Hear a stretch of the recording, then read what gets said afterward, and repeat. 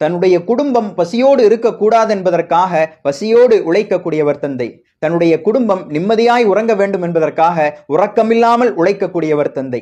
தன்னுடைய பிள்ளைகள் பெரிய படிப்பு படிக்க வேண்டும் என்பதற்காக தாங்க முடியாத கடன்களை சுமந்து கொள்ளக்கூடியவர் தந்தை. கண்டிப்பு என்கின்ற கவசத்தை போர்த்தி கொண்டு நெஞ்சம் முழுக்க நிறைந்திருக்கிற அன்பை கூட வெளிப்படுத்த முடியாமல் தேக்கி வைத்துக் கொள்ளக்கூடிய மனிதர் தந்தை.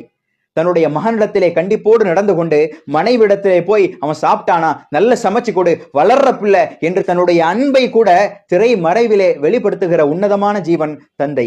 நம்மிலே பலருக்கும் நம் தந்தை இருக்கிற போது அவர்களுடைய அன்பும் அவர்களுடைய முக்கியத்துவமும் புரிவதில்லை.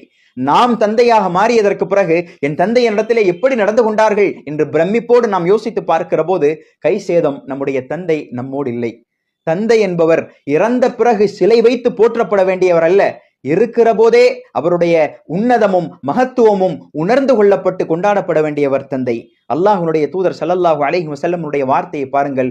ரிதர் ரப்பி ஃபி ரிதல் வாலித் வ ஸஹத்துர் ரப்பி ஃபி ஸஹத்தில் வாலித். உன் தந்தையினுடைய பொருத்தத்தில் தான் இறைவனுடைய பொருத்தம் இருக்கிறது, உன் தந்தையினுடைய கோபத்தில் இறைவனுடைய கோபம் இருக்கிறது என்று சொன்னார்கள். உன் தந்தை உங்களோடு இருக்கிறார்களா, உங்கள் வாழ்க்கையினுடைய பெரும் பாக்கியம் என்பதை உணர்ந்து கொள்ளுங்கள். உங்கள் தந்தையை அன்போடு கட்டி அணைத்துக் கொள்ளுங்கள். பரிவோடு அவர்களுடைய கைகளில் முத்தமிடுங்கள். நெஞ்சம் நிறைய பாசத்தோடு சொல்லுங்கள், date you are the best.